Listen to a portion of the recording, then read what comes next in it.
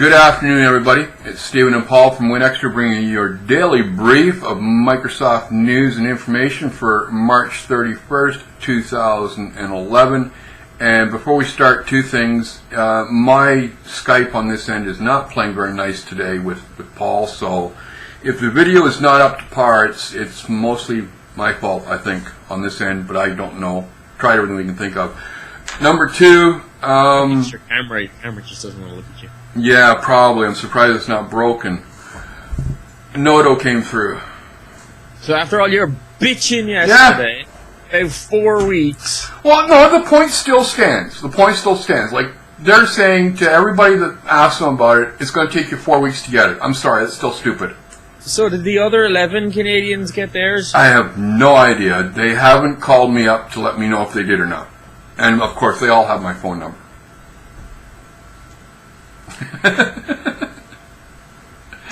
Yes, and your video locked up. He locked up, by the way, so yeah, I can't even see. All right, you're right. Anyway, carrying on because we really don't mind if we don't have to look at Hudson. Yes. Interesting story came out yesterday, and we came across it ourselves, but we also got it pointed out to us on Twitter by @JDogC. He pointed to the Gizmodo article. You sent me the Business Week article, which is that Google is tightening the reins on Android and basically telling manufacturers, look, you're going to have to, and carriers, you're going to have to agree to updates and update schedules, and that you can only release with certain versions. And basically Google is putting its foot down and saying, look, this fragmentation business gotta stop. This is interesting. You've got Apple with their standard phone and their rules and regulations, which everybody has to play by if they want to access the iPhone, customer or OEMs, carriers, whatever. Microsoft is basically trying to do the same thing with Windows Phone 7.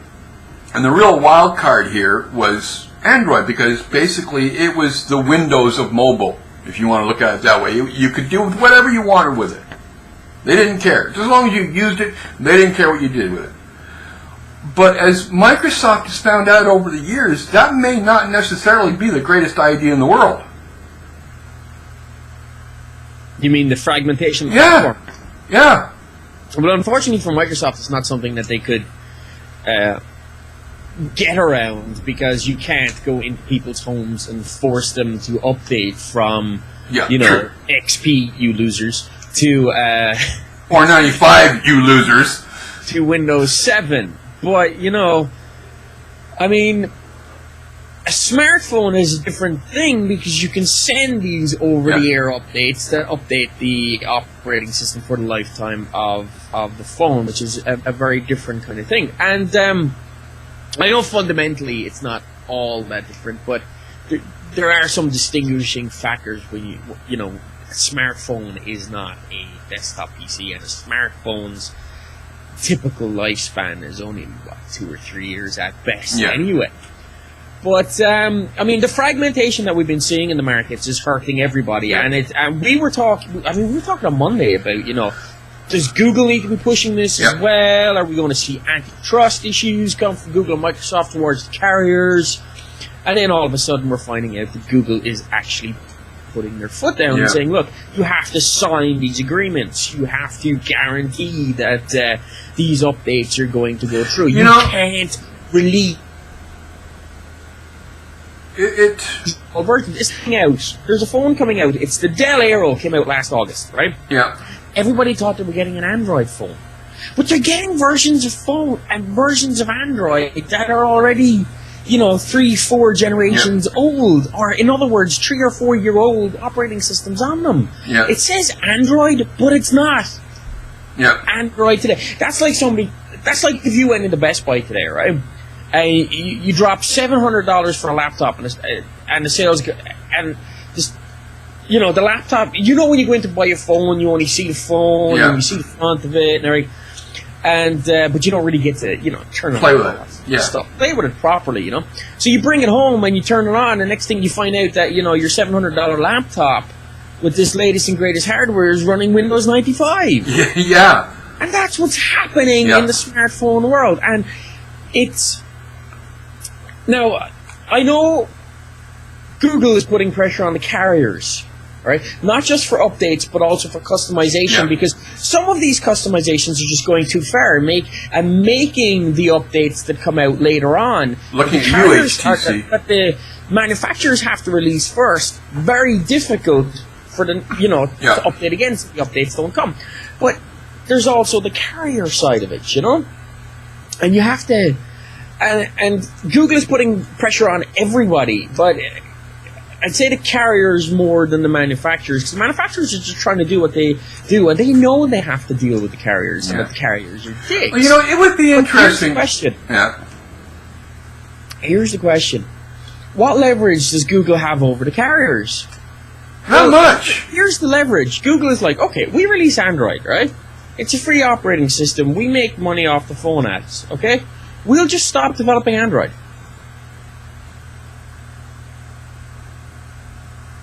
Yeah. I don't know. See, But think about it. Think about how the carrier's ecosystem depends on people buying new phones with new features, right? If Google's not releasing updates, if Google says, okay, you no longer have the rights to use this, you no longer have the rights to use the new version, and it is releasing new versions, but let's say it's only releasing them to with a license agreement that only allows them to go on unlocked phones, for example. Yeah.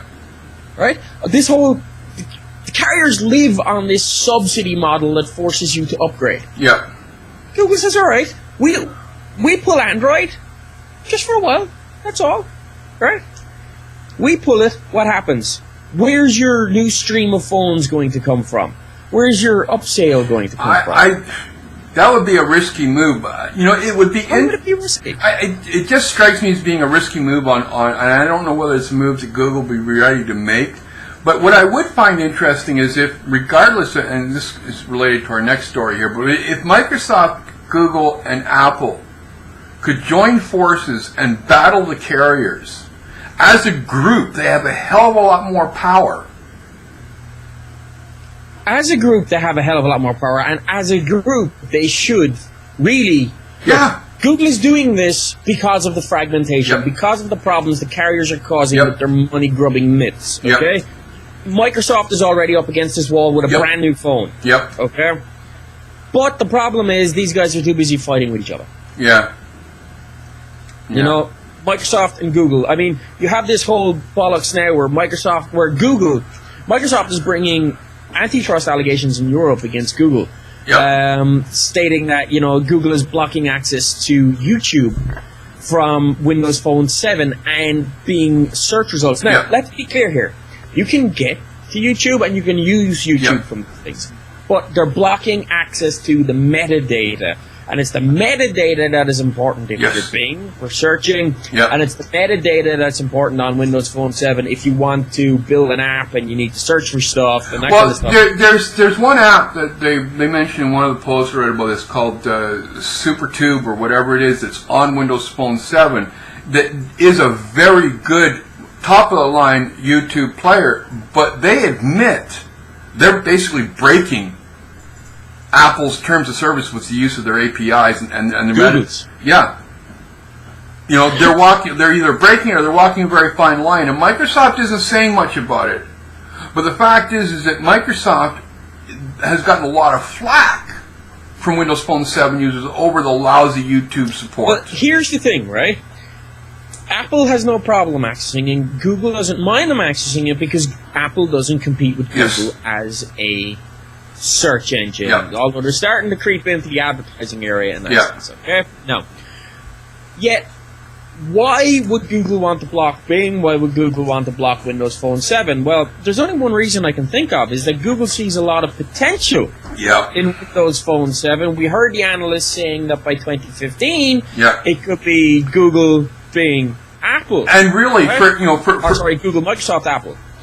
And you have to wonder, do they A, see the potential in the device that we see but the carriers are killing? And B, are they afraid of Bing? that's what I'm for all the flack that everybody gives Bing, one has to wonder if Google isn't, having their private little meetings and going, Well, we got to do something here. Look at it, month after month, every time we report on numbers, Bing's creeping up that little bit more, that little bit more, that little bit more. Yeah. If you combine Bing with Yahoo search results, which they power right now, they're up over 30% Yep. of the search market in the US. And that's pretty good for them, Yeah. So you have to wonder whether or not, first off, Google is afraid, but also you have to wonder, how can they obviously thought about antitrust before they did this, right? They're not stupid, okay? Well, they pulled some boner moves. Whether or not they can turn around and they can say, look, Windows Phone 7 users can use YouTube. They can go to a browser like everybody else and they can use YouTube, okay? Bing can search and can crawl and can use YouTube the same as anybody else. All we block is the metadata. The metadata is information that's important to us on the inside of ours. It's not information that we have to give our customers in order to be able to, it's not information that we have to give our competitors in order to come and use the service. If they want to know more about what's going on, let them crawl the pages. This is going to be one of the more interesting actions Microsoft has brought against Google, and if it is proved that they are doing this, they are blocking Bing, they are blocking Windows Phone 7 from accessing things like the metadata. It's going to be interesting to see what the actual end game of this is going to be. But one of the other things that came up late yesterday over at NeoWind, this is where it first popped up. Apparently, Microsoft has rejected a Windows Phone 7 Twitter app called ImageWind for graphic content. Now, I do want to say here, I have ImageWind on here. It was one of the first things that I actually installed, funnily enough, because I saw it come through on Twitter. Now, what ImageWind does is it displays constantly changing images from the Twitter public feed. Now, the stress here, public feed. Yeah, but they're not censored in any way. No, they're not. Now, what I wanted to point out here was that one of the very first images, when the first time I ran the app, okay, one of the very first images I saw was a guy waving in the wind. And I'm not talking his hand. Okay. All right? Ooh. We're talking like that much of somebody's privates, and I'm going... And exactly. I mean, Microsoft wants a family-friendly platform. So, but the thing is, everybody's getting upset about this. They're saying free ImageWind, free the, why is Microsoft doing this? You know what? I don't care. I already have seen what that, I like the app. I use it. I just close my eyes when that shit goes, flipping by. But I understand why Microsoft has done what it's done.